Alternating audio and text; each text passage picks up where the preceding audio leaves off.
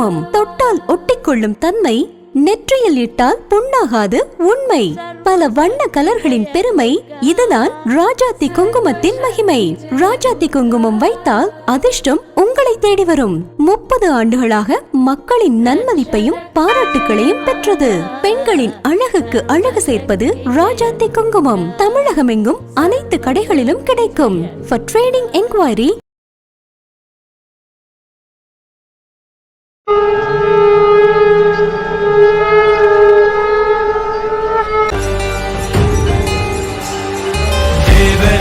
सेव्यमान पावनांघ्रि पंकजं व्यालयज्ञ सूत्रमिन्दुशेखरं कृपाकरं नारदादि योगी वृन्द वन्दितं दिगम्बरं काशिकापुराधिनाथ कालभैरवं भजे।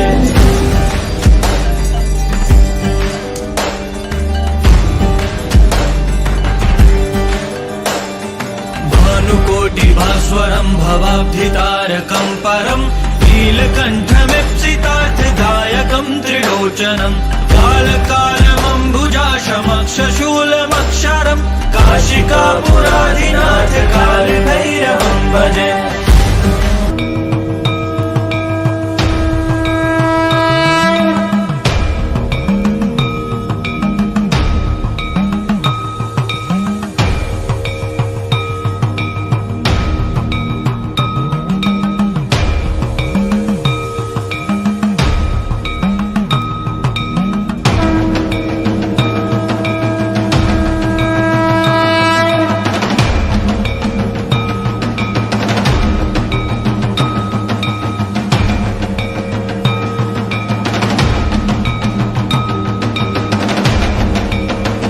ராஜாத்தி குங்குமம் தொட்டால் ஒட்டிக்கொள்ளும் தன்மை, நெற்றியில் இட்டால் புண்ணாகாது உண்மை.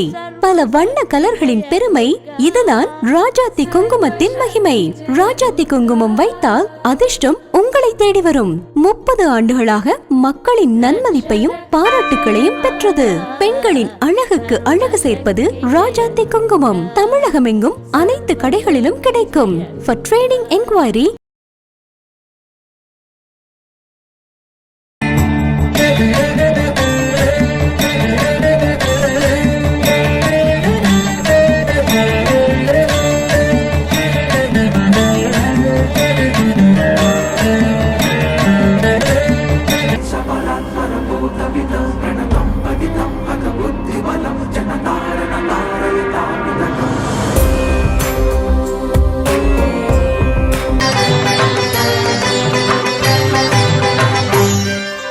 வினை தீர்க்கும் நாயகனே, வினை தீர்க்கும் நாயகனே, வணங்கி துதிப்பேன் விநாயகனே. வினை தீர்க்கும் நாயகனே, வணங்கி துதிப்பேன் விநாயகனே. வித்வம் அளிப்பவனே, விக்னம் அழிப்பவனே, விஜயம் கொடுப்பவனே நீயே விக்னேஸ்வரனே. வினை தீர்க்கும் நாயகனே, வினை தீர்க்கும் நாயகனே என்றும் நீயே. வினை தீர்க்கும் நாயகனே என்றும் நீயே.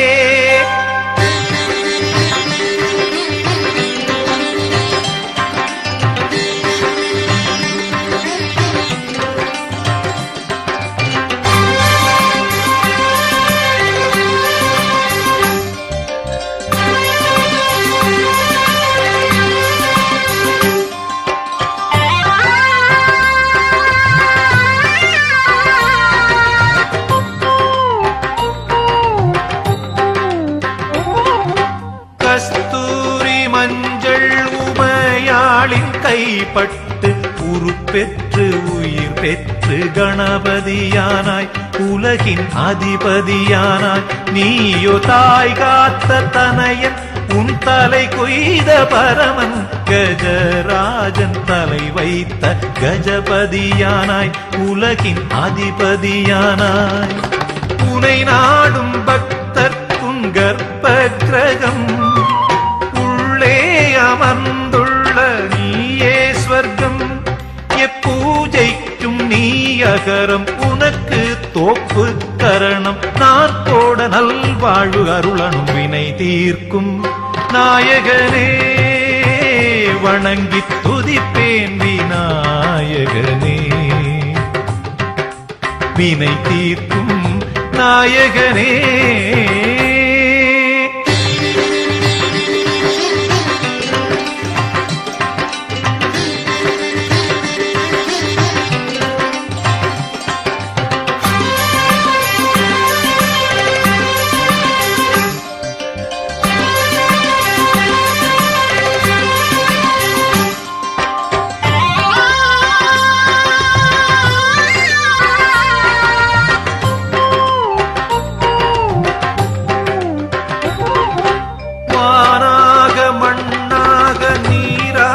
காற்றாக நெருப்பாக உருவான கணநாயக பஞ்சமுகநாயக நீ என் ஊனாக உணர்வாக உடலாக உயிராக உறவோடு உறவான குணதாயக பிரணவ அருள்நாயக பிறப்பேழில் ஆரை நீ எடுத்துக் கொள்ளு இப்பிறப்பில் தான் முக்தியை கொடுத்தருளு உன் தும்பிக்கை என் அபயம் என் வாழ்க்கை உன்னுபயம் நான் உன்னை பாடபக்தி உதயம் வினை தீர்க்கும் நாயகனே வணங்கி துதிப்பேன் விநாயகனே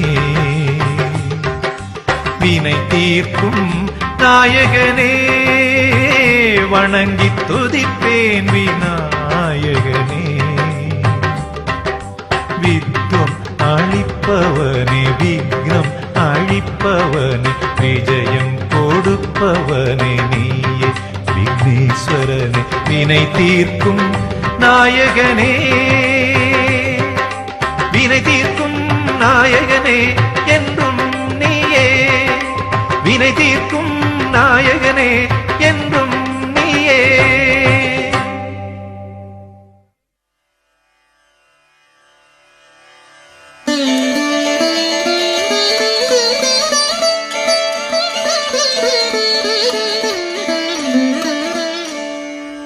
அண்டம் முழுதும் ஒன்றினுள் அடக்கம் அதுவே ஆனைமுகமெனும் ஓங்கார விளக்கம் சுழலும் கோள்கள் அவன் சொல் கேட்கும் அவனை தொழுதால் போதும் நல்லதே நடக்கும் ஆனைமுகனை தொழுதால் நவக்கிரகங்களும் மகிழும் நல்லதே நடக்கும் நல்லதே நடக்கும்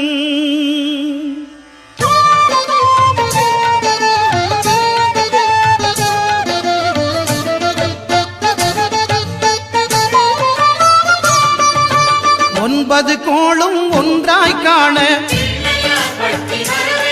அங்கு கற்பகம் என்னும் கடவுளின் மெய்யில்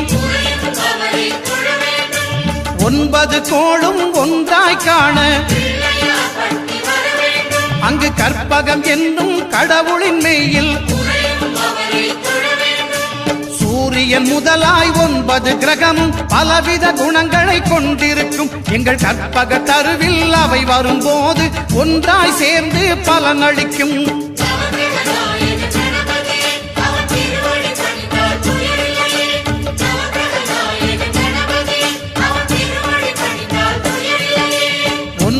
கோளும் ஒன்றாய் காண அங்கு கற்பகம் என்னும் கடவுளின் மெய்யில்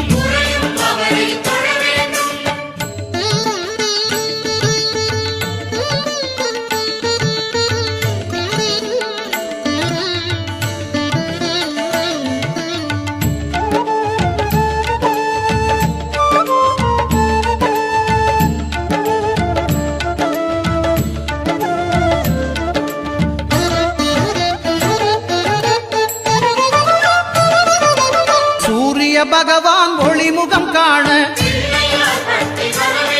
அங்கு கற்பக தருவின் நெற்றியில் மலரும் சூரிய பகவான் ஒளிமுகம் காண அங்கு கற்பக தருவின் நெற்றியில் மலரும் இருளை விலக்கி உலகை எழுப்பும் ஞாயிறு அங்கே குடியிருப்பான் அவன் ஆனை முகத்தனின் அடியவர் மனத்தில் ஒளியாய் வந்து கொலுவிருப்பான்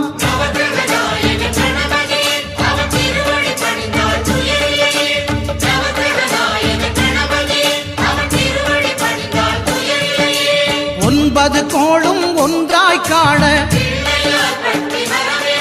அங்கு கற்பகம் என்னும் கடவுளின் மெய்யில்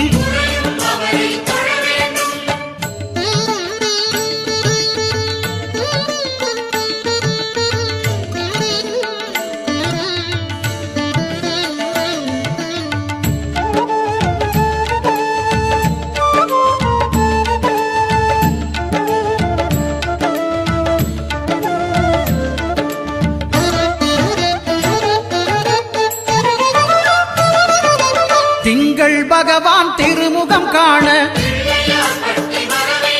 அங்கு கற்பக பெருமான் தொப்புள் குழியில் திங்கள் பகவான் திருமுகம் காண அங்கு கற்பக பெருமான் தொப்புள் குழியில் பார்க்கடல் பிறந்த சந்திர பகவான் கணபதி வயிற்றில் நிறைந்திருப்பான் எங்கள் கற்பகத்தானை கண்டவர் தமக்கு தீரா பிணிகளை தீர்த்து வைப்பான்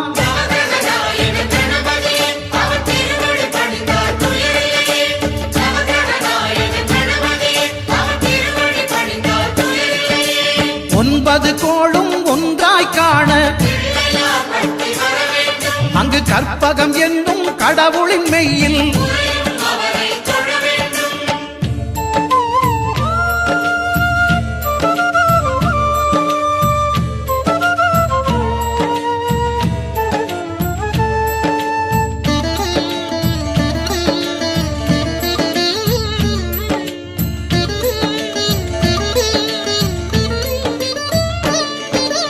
அங்காரகனவன் தங்கும் இடமே அவன் பொங்கும் முகத்தை காணுதல் வேண்டின் அங்காரகனவன் தங்கும் இடமே அவன் பொங்கும் முகத்தை காணுதல் வேண்டின் நெருப்பாய் எரியும் செவ்வாய் பகவான் மழையாய் மாறி பொழிந்திடுவான் அவன் பிள்ளையார் பட்டி வணங்கிடும் மாந்தர் மனதுக்கு உறுதியை கொடுத்திடுவான்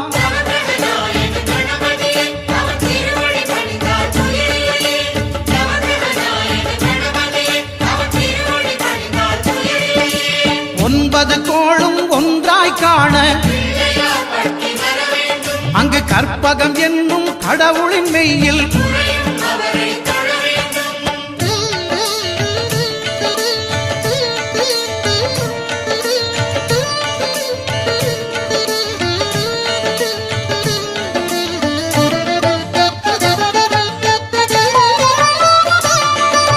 புத பகவானின் பதமலர் இரண்டும் எங்கள் வலம்புரி நாயகன் வலக்கையின் கீழே புத பகவானின் பதமலர் இரண்டும் எங்கள் வலம்புரி நாயகன் வலக்கையின் கீழே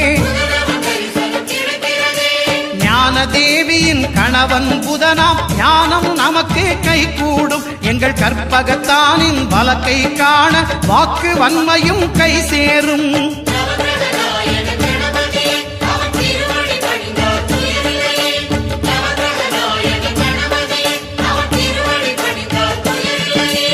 ஒன்பது கோளும் ஒன்றாய் காண அங்கு கற்பகம் என்னும் கடவுளின் மெய்யில்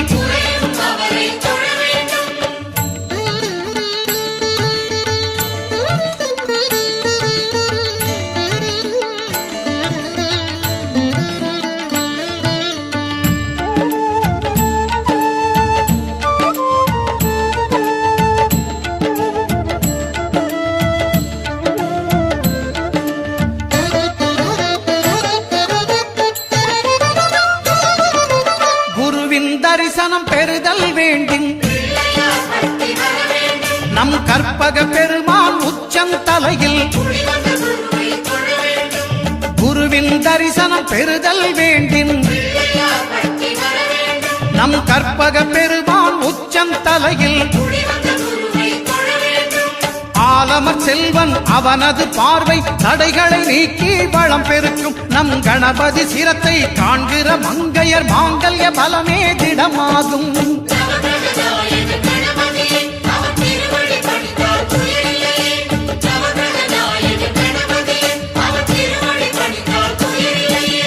ஒன்பது கோளும் ஒன்றாய் காண அங்கு கற்பகம் என்னும் கடவுளின் மெய்யில்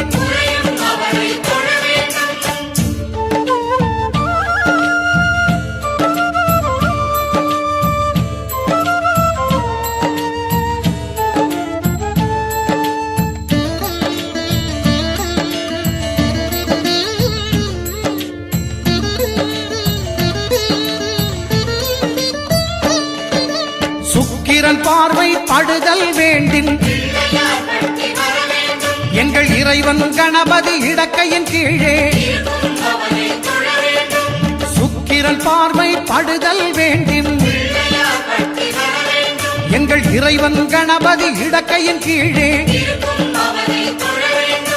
புத்திர வாக்கியம் தருகிற பகவான் சுக்கிரன் அங்கே குடியிருப்பான். அவன் கற்பக கடவுளை கண்டவர் தமக்கு பொன் பொருள் அள்ளி கொடுத்திடுவான்.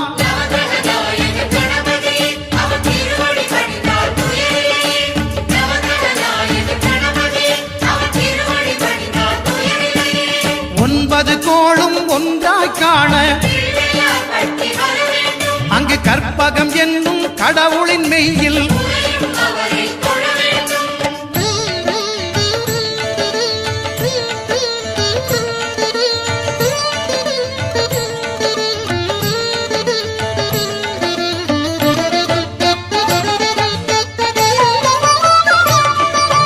அட்டமச்சனியின் நட்டங்கள் தவிர்க்க எங்கள் வலம்புரிநாதன் வலக்கை மேலே அட்டமச்சனியின் நட்டங்கள் தவிர்க்க எங்கள் வலம்புரிநாதன் வலக்கை மேலே வாழ்ந்திட வைப்பதும் தாழ்ந்திட வைப்பதும் சனி பகவானின் செயல் அல்லவா. அந்த கணபதி கரத்தை கண்டவர் தமக்கு சனியின் பார்வை நலம் அல்லவா.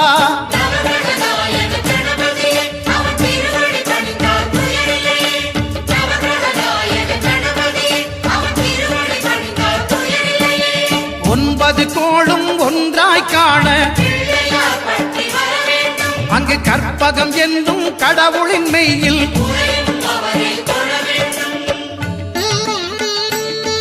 ராஜாத்தி குங்குமம் தொட்டால் ஒட்டிக்கொள்ளும் தன்மை, நெற்றியில் இட்டால் புண்ணாகாது உண்மை. பல வண்ண கலர்களின் பெருமை, இதுதான் ராஜாத்தி குங்குமத்தின் மகிமை. ராஜாத்தி குங்குமம் வைத்தால் அதிர்ஷ்டம் உங்களை தேடி வரும். 30 ஆண்டுகளாக மக்களின் நன்மதிப்பையும் பாராட்டுகளையும் பெற்றது. பெண்களின் அழகுக்கு அழகு சேர்ப்பது ராஜாத்தி குங்குமம். தமிழகமெங்கும் அனைத்து கடைகளிலும் கிடைக்கும். For trading enquiry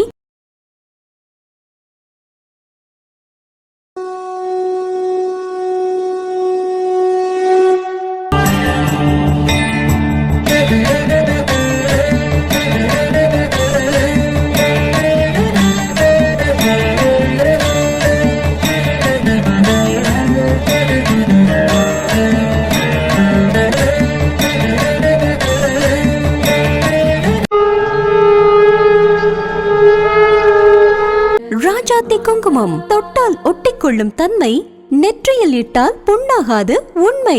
பல வண்ண கலர்களின் பெருமை, இதுதான் ராஜாத்தி குங்குமத்தின் மகிமை. ராஜாத்தி குங்குமம் வைத்தால் அதிர்ஷ்டம் உங்களை தேடி வரும். 30 ஆண்டுகளாக மக்களின் நன்மதிப்பையும் பாராட்டுகளையும் பெற்றது.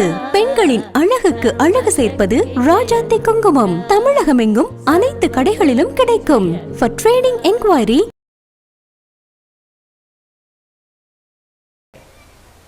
இன்றைக்கி ரொம்ப அழகான ஒரு தலைப்பு, பக்தி சரம். அதை என்ன அழகாக அம்மா சொன்னாங்க பாருங்கள், 2 வார்த்தையில்.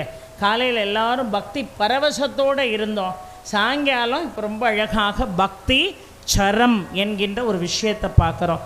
எது பக்தி சரம்? மலர்கள் எல்லாம் உதிரியாக இருக்குது, கையில் ரொம்ப அழகாக நூலை வச்சு அந்த மலரெல்லாம் ஒன்றா சேர்க்கணும்னு நினைக்கிறோம். எது பக்தி?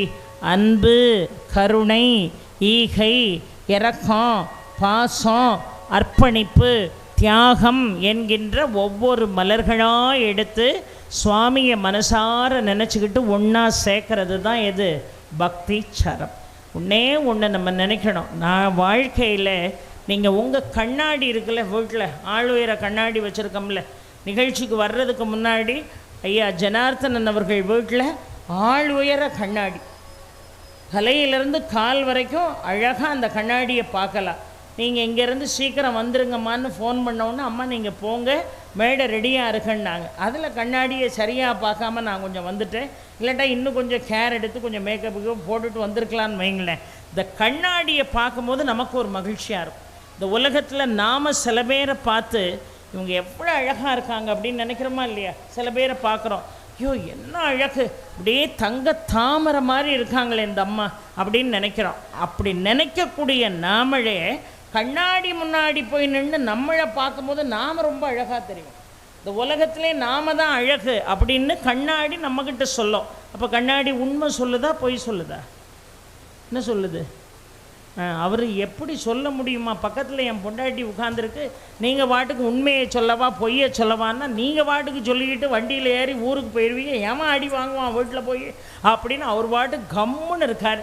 ஆனால் பின்னாடி உட்காந்துருக்காங்க பாருங்கள் அந்த அம்மா, அதுகளுக்கு இனிமேல் என்ன எந்த பிரச்சனையும் இல்லை, எவனும் வாண்டும் கேட்க போகிறதில்ல, போனும் கேட்க போகிறதில்ல, அவளை வயசாகிட்டு. அந்த அம்மா தெளிவாக பொய் தாம்மா, கண்ணாடி பொய்யத்தான் சொல்லுது அப்படின்னு ரொம்ப அழகாக சொல்கிறாங்க. உண்மைதான். கண்ணாடி முன்னாடி நின்னால் நம்ம என்ன பிம்பமோ அந்த பிம்பத்தை அப்படியே வெளிப்படுத்துவதில் அது உண்மையாக இருக்கிறதே தவிர, கண்ணாடியை பார்த்த உடனே நம்முடைய மனநிலையில் பொய் கலந்து போகுது. என்ன, உலகத்திலே நம்ம தான் பெரிய ஐஸ்வர்யா ராயின்னு நம்ம மனசில் நினைக்கிறோம். ஆனால் அது தப்பு இல்லை. நினச்சா தான் நம்ம சந்தோஷமாக இருக்க முடியும். நான் அழகாக இருக்கேங்கிற தன்னம்பிக்கை எனக்கு முதல்ல இருந்தால் தானே நான் மேடை ஏறி வந்து பேச முடியும்.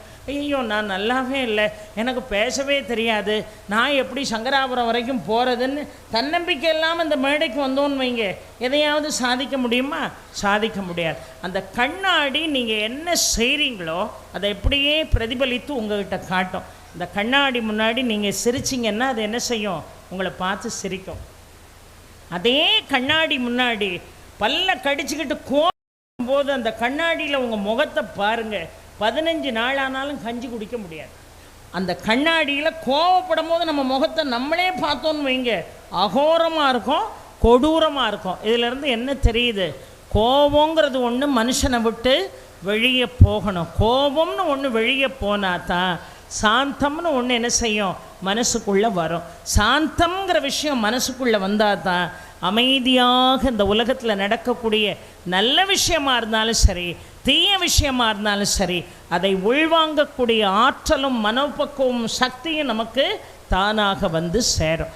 அந்த நிலையில் பகவானை நாம் என்ன செய்யணும்? வழிபாடு பண்ணணும். முதல்ல பக்தினா என்ன அப்படின்னு தெரியணும். ஏன்னா இன்னைக்கு தலைப்பு பக்தி சரம் தானே.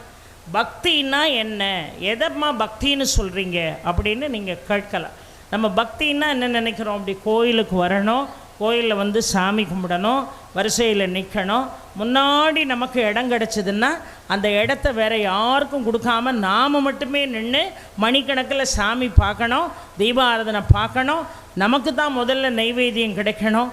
இதெல்லாம் கிரியை, இதெல்லாம் பக்தியில் கிரியை. பக்தியை 4 விதமாக சொன்னாங்க. கிரியை, ஜரியை, கிரியை, யோகம், ஞானம் என்று பக்தியை சொன்னார்கள். உண்மையான பக்தி என்னன்னா, முதல்ல ஆணவம் இல்லாமல் இறைவனை வழிபாடு செய்யணும். இந்த ஆணவத்தை தான் இன்றைக்கி லேட்டஸ்ட்டாக நம்மெல்லாம் இங்கிலீஷில் என்ன சொல்கிறோம்? பெரிய ஈகோயிஸ்ட் அப்படிங்கிறோம். அந்த ஈகோ யாருக்கெல்லாம் தலை தூக்குதோ அது குடும்பத்தில் தலை தூக்குனாலும் ஒப்பேராது, பொது வாழ்க்கையில் ஈகோ தலை தூக்குனாலும் ஒப்பேராது. எவன் ஒருவன் விட்டு கொடுத்து வாழ்கிறானோ அவன்தான் இறைவனை நெருங்க முடியும். அதில் எந்த விதமான மாற்று கருத்தும் இல்லை. ஈகோவே வாழ்க்கையில் இருக்கக்கூடாது. குடும்பத்திலே எவ்வளோ பிரச்சனை வருது நமக்கு. வீட்டுக்கார் ஒன்று சொன்னார்னா சரின்னு கேட்கறது தான் என்ன குறைஞ்சி போகும். சரி நீங்கள் சொன்னால் சரியாக தான் இருக்கும், அது தப்பாகவே இருக்கட்டுமே, சரியாக தான் இருக்கும்ன்ட்டு கொஞ்ச நேரம் கழித்து அவரை கூப்பிட்டு அப்போ தான் நீங்கள் ஒரு ஆலோசனை சொன்னீங்க, எனக்கு சரின்னு தான் தோணுச்சு, நானும் ஒரு விஷயம் சொல்கிறேன், அது சரின்னு பட்டுச்சுன்னா நம்ம அதை சேர்ந்து செய்வோன்னு சொன்னால் அந்த குடும்பம் எவ்வளவு நல்லா இருக்கும். அதை விட்டுட்டு அவர் சொன்ன உடனே உங்கள் வாயை மூடுங்க, உங்களுக்கு ஒன்றுமே தெரியாது, நான் சொல்கிறத நீங்கள் கேளுங்கன்னு எந்த குடும்பத்தில் பொண்டாட்டியோ புருஷனோ சொல்கிறாளோ அந்த குடும்பம் உருப்பட்டதா சரித்திரமே இல்லை. எங்கெல்லாம் பொண்டாட்டியை அடக்கி ஆளணும்னு உன் புருஷன் நினைக்கானோ அந்த குடும்பத்தில் ஒரு பிசாசை அரசாட்சி பண்ணுதுன்னு அர்த்தம். எங்கெல்லாம் ஒரு புருஷனை அடக்கி ஆளணும்னு ஒரு பொண்டாட்டி நினைக்காளோ அங்கே பேய் அரசாட்சி பண்ணுதுன்னு அர்த்தம். அப்போ பிசாசும் பேயும் அரசாட்சி பண்ணுற இடத்துல எவன் பிறப்பான்? குட்டிச்சாத்தானா தான் பிறந்து கிடப்பான். அப்புறம் அது குடும்பமாவாக இருக்கும், குடும்பமாக இருக்காது, மிகப்பெரிய நரகமாக இருக்கும். ஆக முதல்ல ஆணவம் நமக்கு மனசில் வெளியே போகணும். அந்த ஆணவத்தை ரொம்ப அழகாக வெளியே அனுப்புனா தான் இறைவனுடைய அனுகிரகத்தை நாம் உண்மையாக பெற முடியும். அப்போ பக்தின்னா என்ன அப்படின்னா முதல்ல ஆணவம் வெளியே போகணும். ஆணவம் வெளியே போனால் தான் பக்தி. நாரதர் போய் கிருஷ்ணர்கிட்ட கேட்டார், அப்போ அந்த உலகத்திலே சிறந்த பக்தன் யாருன்னு கேட்டார்.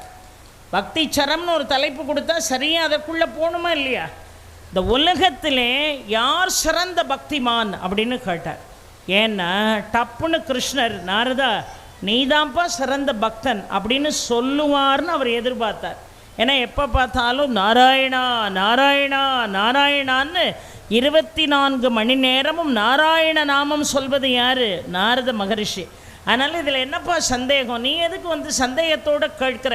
உலகத்திலே பக்திமான் நீ தான், என் நாமத்தை இடையராது சொல்கிறவன் நீ தான் அப்படின்னு பகவான் சொல்லுவார்னு எதிர்பார்த்து நாரதர் அந்த கேள்வியை கேட்டார். இப்படி எதிர்பார்த்துலாம் சில விஷயங்களை கேட்டோம்னா எதிரில் இருக்கிறவன் அதை சரியாக என்ன செய்வான்? கண்டுபிடிப்பான். இப்போ நம்ம பேசிக்கிட்டே இருக்கும்போது வீட்டில் அவர்கிட்ட கேட்போம், நான் இன்றைக்கி வச்ச சாம்பார் எப்படி இருக்குது அப்படிம்பா. உடனே அப்படிம்பார். அதோட மரியாதையோடு நிறுத்திக்கிடணும். அதை விட்டுட்டு வாயை திறந்து உங்களால் சொல்ல முடியாதா சாம்பார் எப்படி இருக்குது அப்படின்னோடனே அப்படிம்பார். உண்மையாகவே அது சாம்பாராக இருக்காது, அது சாணியை கரைச்ச மாதிரி தான் இருக்கும். அந்த மனுஷன் நாகரிகமாக ஒரே ஒரு தடவை ஊன்னு சொல்லிட்டு முடிச்சிட்டார்ல, அதோடு நம்ம நிறுத்தணும்ல.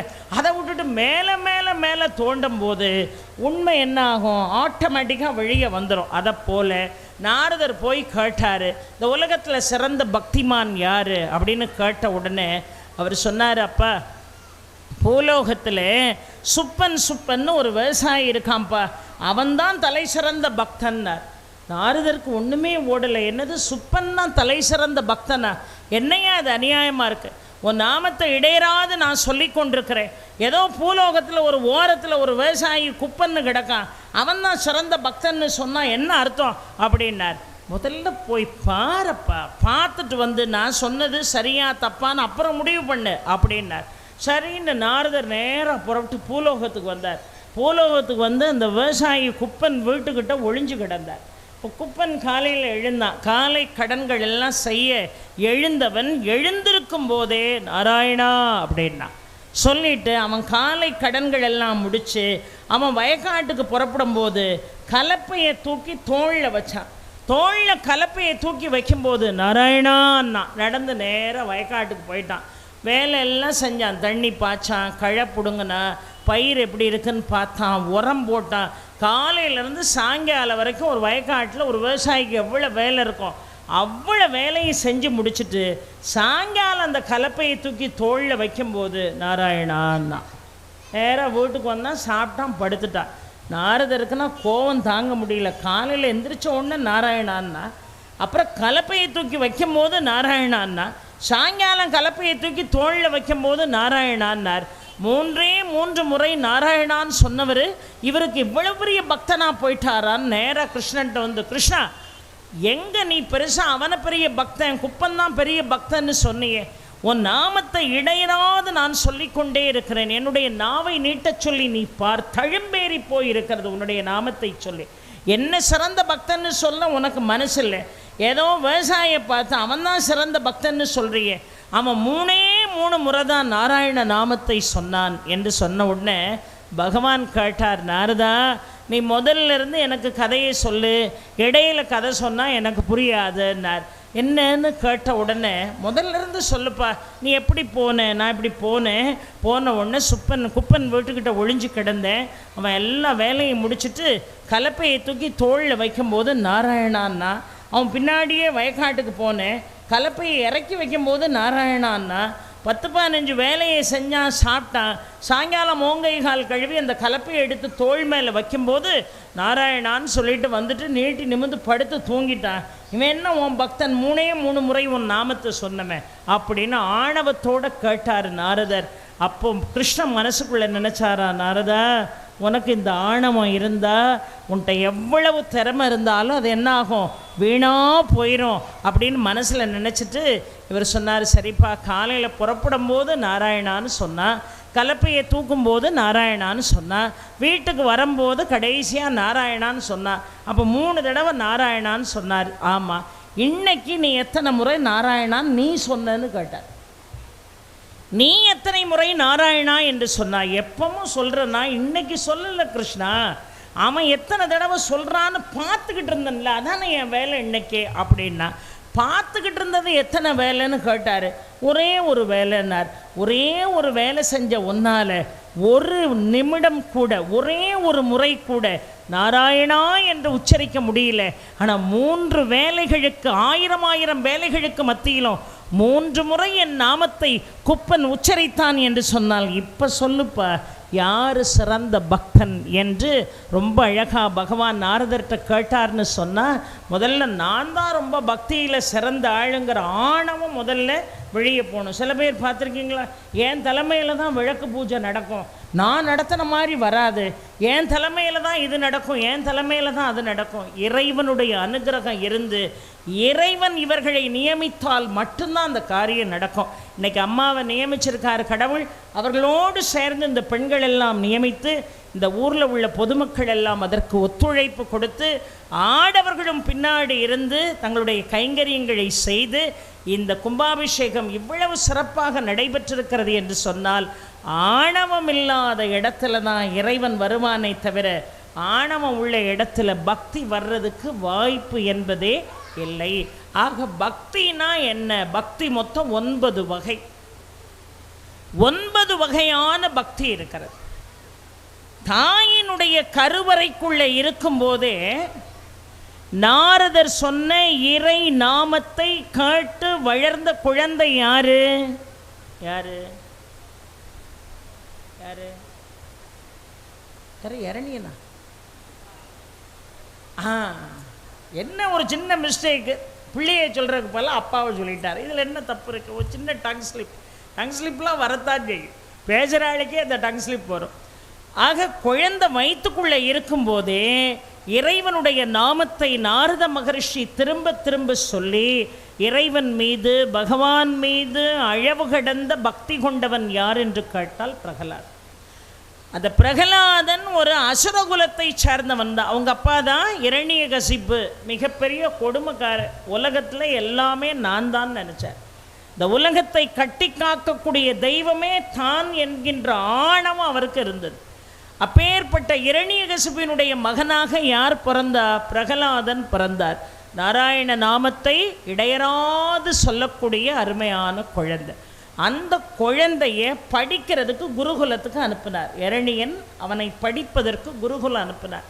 குருகுலத்தில் போய் எல்லாம் படிச்சுட்டு நாடு திரும்பிய பிறகு இரணியகசிப்பு தன்னுடைய குழந்தை பிரகலாதனை தான் மடியில் தூக்கி உட்கார வச்சுக்கிட்டு, அப்பா நீ குருகுலத்தில் போய் எல்லா பாடங்களையும் கற்று தேர்ந்து வந்திருக்கிறாயே, அங்கே எத்தனையோ விதமான கல்வி உனக்கு போதிக்கப்பட்டிருக்கோம், உன் மனசில் நீங்காத இடத்தை பிடித்திருக்கக்கூடிய உத்தமமான கல்வி எது, உத்தமமான கேள்வி எது அப்படின்னு கேட்ட உடனே பிரகலாதன் சொல்கிறாரு, அந்த குருகுலத்தில் எங்களுக்கு 9 வகையான பக்தியை போதித்தார்கள், அதுதான் என் மனசில் நீங்காத இடத்தை பிடித்திருக்கிறது. 9 விதமான பக்தி போதிக்கப்பட்டது, அதுதான் என்னுடைய மனசில் நீங்காத இடத்தை பிடித்திருக்கிறது என்று பிரகலாதன் சொன்ன உடனே அதை சொல்லுப்பா கேட்கலாம்னு சொன்னார். அதை நீ சொல்லு நான் கேட்கிறேன் என்று சொன்ன உடனே பக்தி மொத்தம் 9 வகை. அதில் முதல்ல ஸ்ரவணம் என்று சொன்னான். ஸ்ரவணம் என்றால் என்ன பொருள்? கேட்டல் என்று பொருள். எதையுமே என்ன செய்யணும்? நல்ல காது கொடுத்து கேட்கணும். நான் பாட்டுக்கு இங்கே சொற்பொழிவுக்கு வந்து என்னை கூப்பிட்ருக்கீங்கிறதுக்காக நான் ஒரு பக்கம் பேச நீங்கள் ஒரு பக்கம் பேசிக்கிட்டு இருந்தால் அது எப்படி சரியாக இருக்குமா? இருக்காது. அப்போ யார் என்ன பேசுகிறாங்கிறத காது கொடுத்து முதல்ல கேட்கணும். அதில் நிறைய நன்மைகளும் நம்மை வந்து சேரும். அந்த சொற்பொழிவை கேட்கும்போது நிறைய தீமைகளை விட்டு நாம் விலகணுங்கிற எண்ணம் கூட நமக்கு வரலாம். அப்போ காது கொடுத்து ஒரு விஷயத்தை முதல்ல என்ன செய்யணும்? கேட்கணும். எப்பொருள் கேட்பினும் அப்பொருள் மெய்ப்பொருள் காண்பது அறிவு என்று வள்ளுவன் சொன்னான். ஆனால் நம்ம என்ன செய்கிறோம்? எதையெல்லாம் கேட்கக்கூடாதோ அதெல்லாம் அந்த காதை வச்சு நாம் என்ன செய்வோம்? கேட்டுக்கிட்டே இருப்போம். கேட்கக்கூடாத விஷயங்களுக்கு தான் நிறைய முக்கியத்துவம் கொடுப்போம். இந்த காதை வச்சு எப்பொழுதுமே நல்ல விஷயங்கள் என்ன செய்யணும்? கேட்கணும். வாழ்க்கையில் நல்ல எண்ணங்களை நீங்கள்லாம் என்ன செய்யணும்? விதைக்கணும். இந்த மாதிரி பச்சிளம் குழந்தைகளுக்கெல்லாம் வாழ்க்கையில் ஏதாவது தெரியுமா? யோசித்து பாருங்கள். இந்த குழந்தைக்கெல்லாம் ஒன்றுமே தெரியாது. அது வாட்டுக்கு ஏதோ இந்த அம்மா எங்கேயோ இருந்து வந்து அவள் வாட்டுக்கு பேசிக்கிட்டு இருக்கா. எப்போ நம்மளை வீட்டுக்கு கூப்பிட்டு போவாங்க, எப்போ சோறு போடுவாங்க, என்ன கும்பாபிஷேகம், எதுவுமே அந்த குழந்தைக்கு தெரியாது.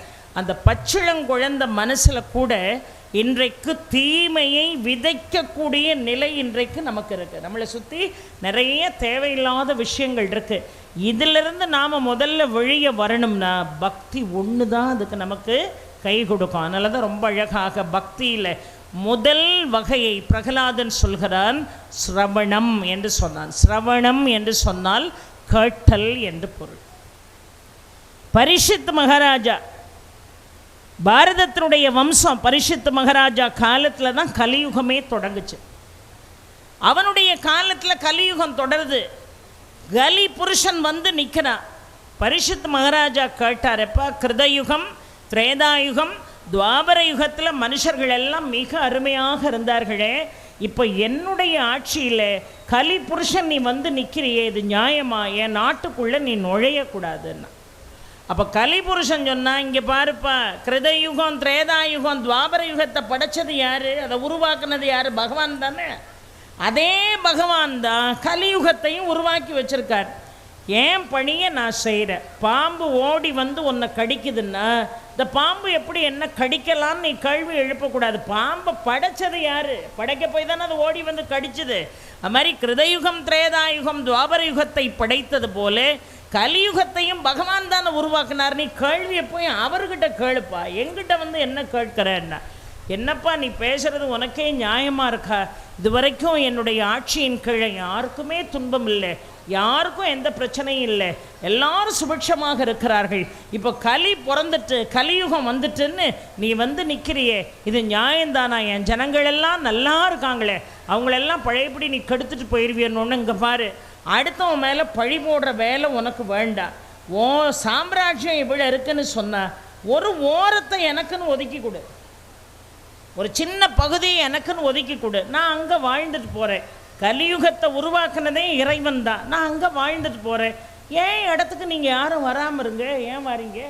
நான் பாட்டுக்கு ஒதுங்கி ஒரு ஓரமாக இருக்க போகிறேன், நீங்கள் நல்லவர்கள் எல்லாம் ஒரு ஓரத்தில் இருக்க போகிறீங்க. உங்கள் இடத்துக்குள்ளே நான் வர மாட்டேன், ஏன் இடத்துக்குள்ளே நீங்கள் வரக்கூடாது அப்படின்னு கலிபுருஷன் சொன்னான். அப்போ உன் இடத்துல என்னெல்லாம் இருக்கும்னு கேட்டார் பரிஷித் மகாராஜா.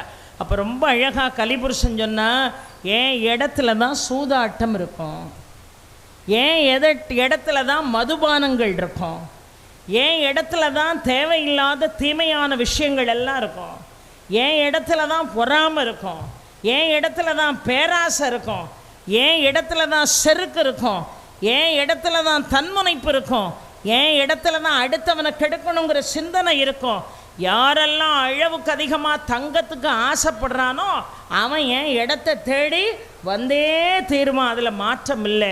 எவன்லாம் பொய் பேசுகிறானோ, பொய் பேச விரும்புகிறவன்லாம் என் இடத்துக்கு வந்தாகணும், புறம் பேச நினைக்கிறவன்லாம் என் இடத்துக்கு வந்தாகணும். அப்போது கலிபுருஷன் குடியிருக்கக்கூடிய இடம் எப்படி? பொறாமை, தன்முனைப்பு, செருக்கு, ஆணவம், எங்கெல்லாம் மதுபான புழக்கங்கள் இருக்கிறதோ, எங்கெல்லாம் சூதாட்டம் இருக்கிறதோ, எங்கெல்லாம் அளவுக்கு அதிகமாக பேராசை இருக்கிறதோ, அதிலும் குறிப்பாக எங்கெல்லாம் யாருக்கெல்லாம் தங்கத்து மேலே அளவு கடந்த ஆசை இருக்குதோ, நீங்கள் உடனே என்ன கூர்மையாக பார்த்து அம்மா கை நிறைய அடுக்கிட்டு வந்திருக்காங்கன்னு நினைக்கப்படாது.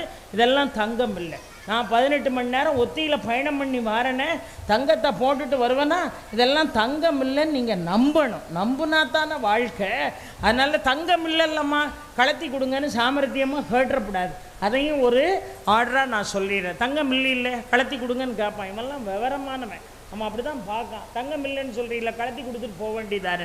ஆக யாருக்கெல்லாம் தங்கத்து மேலே அளவு கிடந்த ஆசை இருக்கிறதோ, எங்கெல்லாம் தீமையான செயல்கள் நிறைந்திருக்கிறதோ அங்கே நான் நிரந்தரமாக இருப்பேன். என் இடத்துக்கு ஏன் நீ வர? உன் இடத்துக்கு நான் வரமாட்டேன். உன் இடத்துல உண்மை இருக்குது, உன் இடத்துல சத்தியம் இருக்குது, உன் இடத்துல தர்மங்கள் தழைத்தோங்கி இருக்குது. அந்த இடத்துக்குள்ளே நான் வருவேன், நான் வரமாட்டேன். அப்போ என் இடத்துக்குள்ளே நீயோ உன்னை சார்ந்த மக்களோ வராமல் நீ பார்த்துக்கோ. அதை விட்டுட்டு நான் வரக்கூடாதுன்னு ஏன் சொல்கிற அப்படின்னு கேட்டான். அப்படின்னா என்ன அர்த்தம்? இன்றைக்கு இந்த லோகம் எப்படி இருக்குன்னு நான் சொல்ல வேண்டிய அவசியம் இல்லை. நான் சொல்ல வேண்டிய அவசியம் இல்லை. இன்றைக்கி எல்லாம் இருக்குது. மதுபானம் இருக்குது, சூதாட்டம் இருக்குது, தங்கத்து மேலே அளவு கடந்த ஆசை இருக்குது, கோபம் இருக்குது, செருக்கு இருக்குது, சண்டை இருக்குது, மன நிம்மதியின்மை இருக்குது. ஆக கலிபுருஷனுக்கு ஒரு ஓரத்தில் இடம் கொடுத்தான். இந்த ஒட்டகத்துக்கு மழைக்கு ஒதுங்கிறதுக்கு இடம் கொடுத்து ஒட்டகம் ஒட்டுமொத்த குடிசையே தூக்கின மாதிரி அவனுக்கு ஒரு ஓரத்தில் தான் பரிசுத்த மகாராஜா ஆட்சி காலத்தில் இடம் கொடுத்தான். ஆனால் இன்னைக்கு அந்த கலி கொஞ்சம் கொஞ்சமாக நகர்ந்து நகர்ந்து நகர்ந்து எல்லார் வீட்டுக்குள்ளேயும் வந்து உட்கார்ந்துக்கிட்டு போமாட்டேன்னு ஆணவம் பண்ணிட்டு அலைகிறானே. இதிலிருந்து நாம் தப்பிக்கிறது எப்படின்னா, தப்பிக்கிறதுக்கு ஒரே வழி பக்தி மார்க்கம் மட்டும்தான். பக்தி தான் இந்த உலகத்தில் நம்மளை என்ன செய்யும், பாதுகாக்கும். அதை ரொம்ப அழகாக சொல்கிறார் பிரகலாதன். தன்னுடைய தந்தையிட்ட சொன்னார், விஷயம் ஸ்மரணம். நிறைய நல்ல விஷயங்களை முதல்ல காது கொடுத்து கேட்கணும். நம்ம கஷ்டமாக தான் இருக்கும். பேசுகிறவனுக்கு எப்பொழுதுமே ரொம்ப ஈஸி, பார்த்துருக்கீங்களா? அவன் பாட்டு பேசிக்கிட்டே இருப்பான். ஆனால் உட்காந்து கேட்குறவனுக்கு கொடுமையாக இருக்கும். இதுக்கு பேசாமல் 18 வருஷம் ஜெயிலில் கூட இருந்துடலாம் போல், இந்த அம்மா எப்போ முடிப்பாளோ தெரியலையே அப்படின்னு ரொம்ப கவலையாக இருக்கும். சொல்கிறது ரொம்ப ஈஸி, ஆனால் கேட்கறது ரொம்ப கஷ்டம். அதனால தான் அவன் பார்த்தான், நீ பாட்டுக்கு சொல்லிக்கிட்டு நான் பாட்டுக்கு பேசிக்கிட்டு இருக்கேன்னு அவன் பேசிக்கிட்டு இருக்கான் பாருங்க. ஏன்னா அவனால் அமைதியாக கேட்க முடியாது. அமைதியாக கேட்கறதுங்கிறது தான் கஷ்டம். ஆனால் எப்பொருள் யார் யார் வாய் கேட்பினும் அப்பொருள் மெய்ப்பொருள் காண்பது அறிவுன்னாங்க. நல்ல விஷயங்களை மற்றவர்கள் சொல்ல முதல்ல நீங்கள் கேட்கணும். அதான் பக்தி. ஸ்ரவணம் என்பது அதுதான். ஏன் பரிசுத்த மகாராஜாவை சொன்னேன்னா, பரிசுத்த மகாராஜாவுக்கு தஷகன் என்கின்ற நாகத்தினால ஒரு மிகப்பெரிய சாபம் இருந்தது. அந்த தஷகனுடைய சாபத்தினால தான் பரிசுத்த என்ன செய்தார், இறந்து போனார். ஜனமேஜயனுடைய அப்பா தான் பரிசுத்த மகாராஜா. அந்த பரிசுத்த மகாராஜா மிகப்பெரிய ஒரு கொடுமையான ஒரு காரியத்தை செஞ்சிருவார். ஒரு காட்டில் உட்காந்து ஒரு முனிவர் தவம் பண்ணிக்கிட்டு இருப்பார். இவர் நேராக புறப்பட்டு போய் அவர்கிட்ட ஒரு சந்தேகத்தை கேட்பார். அவர் மௌன விரதம் இருந்து கடுமையான தவம் செய்து கொண்டிருப்பார். கேட்க கேட்க பதில் சொல்ல மாட்டேங்காருங்கிற கோபத்தில் பக்கத்தில் ஒரு பாம்பு செத்து கிடக்கும். அந்த பாம்பு எடுத்து தவம் செய்து கொண்டிருக்கக்கூடிய, மௌன தவம் செய்து கொண்டிருக்கக்கூடிய அந்த ரிஷியினுடைய கழுத்தில் மாட்டிட்டு போயிடுவார். யார்? பரிசுத்த மகாராஜா. ரொம்ப நல்லவர் தான், ரொம்ப யோகியர் தான், நாட்டை ஒழுங்காக ஆட்சி செய்யக்கூடியவர் தான். ஆனால் விதி ஒவ்வொருத்தருக்கும் ஒவ்வொரு ரூபத்தில் விளையாடும் இல்லையா? அது வரைக்கும் நல்லா இருந்த மனுஷன் சும்மா கிடக்காமல் என்ன பண்ணார், செத்து கிடக்கிற நாகத்தை எடுத்து ரிஷியினுடைய கழுத்தில் போர்த்தி விட்டுட்டு போவார். ரிஷி ஒன்றுமே செய்ய மாட்டார். ஆனால் அவருடைய மகன், அந்த ரிஷி முனிவனுடைய மகன் அதை கேள்விப்பட்டு என்ன செய்வார், கடுமையான தவம் செய்து, எந்த நாகத்தை வைத்து என்னுடைய தந்தையை நீ அவமானம் செய்தாயோ அதே நாகத்தால் தான் உனக்கு மரணம்னு சாபம் கொடுப்பான். ஏன்னா அவனும் பெரிய தவசீலன். அந்த சாபம் கொடுத்த காரணத்தினால தட்சகன் என்கின்ற நாகம் பரிசுத்துக்கு 7 நாள் அவகாசம் கொடுத்துருக்கோம். 7 நாள் தான். அந்த 7 நாளைக்குள்ள இந்த நாகம் பரிசுத்த மகாராஜாவை தீண்டும் என்று ஞான திருஷ்டியிலே அன்றைக்கிருந்த முனிவர்கள் எல்லாம் ஜனமேஜயன்ட்டு சொன்னாங்க. உங்களுடைய தந்தைக்கு ஏற்பட்ட நிலை இதுதான் அப்படின்னு சொன்ன உடனே அதிலிருந்து தப்புவதற்கு என்ன வழின்னு எவ்வளவோ முயற்சி செய்தோம். எந்த முயற்சியும் கை கொடுக்கல. சரியாக ஒரு முனிவர் தேடி வந்து எப்படியாவது இவரை காப்பாற்றிடணும், பரிசுத்த மகாராஜா நல்லவன், அவசரப்பட்டு ஏதோ ஒரு தப்பு பண்ணிட்டான், அவனை காப்பாத்திரணும்னு இன்னொரு முனிவர் வருவார். அந்த முனிவரை பார்த்து இந்த தர்ஷகன் நாகம் கேட்கும், ஐயா நீங்கள் எங்கே போகிறீங்கன்னு. ஏன்னா போகிற வேகத்தை பார்த்தே அதை கண்டுபிடிச்சி கேட்கும், நீங்கள் எங்கே போகிறீங்கன்ன ஒன்று. இப்படி தர்ஷகன்னு ஒரு நாகம் இருக்குதா, அந்த தர்ஷகங்கிற நாகம் என்ன செய்ய போகுது, இன்னும் 7 நாளையில் பரீட்சித் மகாராஜாவை தீண்டி சாகடிக்க போகுது, அதனால் அவரை காப்பாற்ற போயிட்டுருக்கேன்னு அந்த முனிவர் சொன்ன உடனே, உங்களால் எப்படி காப்பாற்ற முடியும், அந்த நாகத்தினுடைய கொடூரத்திலிருந்து பரீட்சித்தை நீங்கள் காப்பாற்றிடுவீங்களா அப்படின்னு கேட்டா, ஏன் காப்பாற்ற முடியாது, என்னால் எந்த காரியத்தையும் செய்ய முடியும் பார்க்கிறியான்னு இப்போ செழித்து நின்ற ஒரு ஆலமரத்து மேலே ஒரு மந்திர பிரயோகம் செய்த அடுத்த கணம் அந்த ஆலமரம் சாம்பலாக போச்சு. சாம்பலாக போய்விட்டது அந்த மரம். சாம்பலாக போன மரத்துக்கு மீண்டும் உயிர் கொடுக்க வேண்டும் என்று ஒரு மந்திர பிரயோகம் செய்வார். பழையபடி அந்த ஆலமரம் செழித்து காட்சி கொடுக்கும். அப்போ இதே மாதிரி தான் இவன் என்ன செய்வான், நம்ம போய் அவனுக்கு ஒரு தீமையை ஏற்படுத்தினா கூட இவன் என்ன செய்வான், இவனுடைய மந்திர வித்தையால் அவனை காப்பாற்றுவான்னு சொல்லி, நீ எதுக்காக நீ பரீட்சித் மகாராஜாவை காப்பாற்றுறதுக்கு இவ்வளோ முனைப்போடு புறப்பட்டு போகிறேன்னு கேட்ட உடனே, என்னுடைய குடும்பம் மிகப்பெரிய வறுமையில் இருக்குது, பரீட்சித் மகாராஜாவுக்கு இருக்கக்கூடிய ஆபத்திலிருந்து அவரை நான் காப்பாற்றினேன்னு சொன்னார், பல கோடி பணம் எனக்கு கிடைக்கும், பொன்னும் பொருளும் முத்துக்களும் மாணிக்கமும் பவிழமும் என்னை வந்து சேரும். சரி, பரீட்சித் மகாராஜா 10 மடங்கு கொடுக்குறாரா, நான் 100 மடங்கு கொடுக்குறேன், அவரை காப்பாற்றாமல் திரும்பி போன்னு சொல்லி 100 மடங்கு செல்வத்தை வந்த முனிவர் கையிலே இந்த தர்ஷகன் என்கின்ற நாகம் ஒப்படைத்து விட்டு நேராக புறப்பட்டு போய் 7 நாளில் கடைசியாக 7ஆவது நாளில் பரீட்சித் மகாராஜாவினுடைய உயிரை நாகம் குடித்தது என்று நாம் பார்க்கிறோம். என்று சொன்னால் வாழ்க்கையில் யார் யார் என்னென்ன தவறு செய்கிறோமோ அதுக்குண்டான தண்டனையை அனுபவிச்சு தான் ஆகணும். அதிலிருந்து ஒரு நாள் என்ன செய்ய முடியாது, தப்பவே முடியாது. மிகப்பெரிய கொடூரம் செய்தவர்கள், ஏன்னா இந்த முனிவர் மேலே நாகத்தை எடுத்து மாலையாக போட்டார, அவர் கோபப்பட்டிருந்தா கூட மனசாரி இருக்கும். ஆனால் அவர் என்ன செய்யலை, கோபமே படலை, சரி செஞ்சுட்டு போகிறான்னார். ஆனால் அந்த அமைதி, அந்த பொறுமை பரீட்சித் மகாராஜா அவனுடைய உயிரை என்ன செஞ்சது, குடிச்சது. அதனால தான் எப்பொழுதுமே யாராவது உங்கள் மனசை புண்படுத்தினாங்க, யாராவது தேவையில்லாமல் உங்களை பேசினாங்கன்னு சொன்னால், நீங்கள் எதிர்வாக்கியம் பேசிட்டீங்கன்னா உங்களுக்கு எந்த பிரச்சனையும் இல்லை, பலன் இல்லை. அவனும் பேசினா நீங்களும் பேசுனீங்க, முடிஞ்சு போச்சு. ஆனால் ஒருத்தன் நம்மளை பேச பேச பேச பேசிட்டு போப்பான்னு அமைதியாக இருந்தோன்னு வைங்க, அவன் என்னென்ன பேசினானோ அத்தனையும் அவனுக்கும் அவன் குடும்பத்துக்கும் தானே தவிர நமக்கு அதில் ஒரு பங்கு கூட வந்து சேரப்போவதே இல்லை. அதனால் எவனாவது ஒருத்தன் நம்மளை பார்த்து நீ விளங்குவியா, நீ நாசமாக போயிடுவேன்னு சொல்கிறான்னு வைங்க, அப்படியே சிரிச்சுக்கிட்டே இருக்கணும். நீ நல்லா இருப்பான்னு சொன்னால் தான் உண்மையாகவே அழிஞ்சு போவான். அதனால் யார் நமக்கு எதிர்வினை ஆற்றினாலும் அவர்களுக்கு நாம் பதில் சொல்லாமல் என்ன பகவானுடைய பாதத்தில், அப்பா நீ தானே பார்த்துக்கிட்டு இருக்கேன்னு பகவானுடைய பாதத்தில் போடணும். இந்த 7 நாட்கள் அவருடைய மனநிலை எப்படி இருந்திருக்குன்னு யோசித்து பாருங்கள். மரணம் என்றாவது ஒரு நாள் எல்லாருக்கும் வரத்தான் போகுது, வராமல் இருக்குமா? மரணம் வராமல் இருக்குமா? கண்டிப்பாக வரும். காலையில் எந்திரிச்ச உடனே வாழ போகிறத நினைக்கிறோமோ இல்லையோ, நம்ம ஒரு நாள் செத்து போயிடுவோம்னு நினைக்கணும். அவன் தான் உண்மையான ஞானி. என்னம்மா இவ்வளோ தருத்திரமாக செத்து போகிறத நினைக்க சொல்லிட்டு போகிறீங்களே, மரணம்னு ஒன்று சம்பவிக்குங்கிற பயம் இருந்தால் தான் அடுத்தவனுக்கு கெடுதல் பண்ணாமல் இருப்பான். என்றைக்கும் ஒரு நாள் நம்ம இந்த உலகத்தை விட்டு போயிடுவோங்கிற பயம் இருந்தால் மட்டும்தான் அடுத்தவனை கெடுக்காமல் இருப்போம். ஒரு 5 நிமிஷம் கண்ணை இறுக்க மூடி பாருங்கள், எவ்வளோ இருட்டாக இருக்கும். அந்த இருட்டு தான் நம்ம போகக்கூடிய யமலோக பாதை.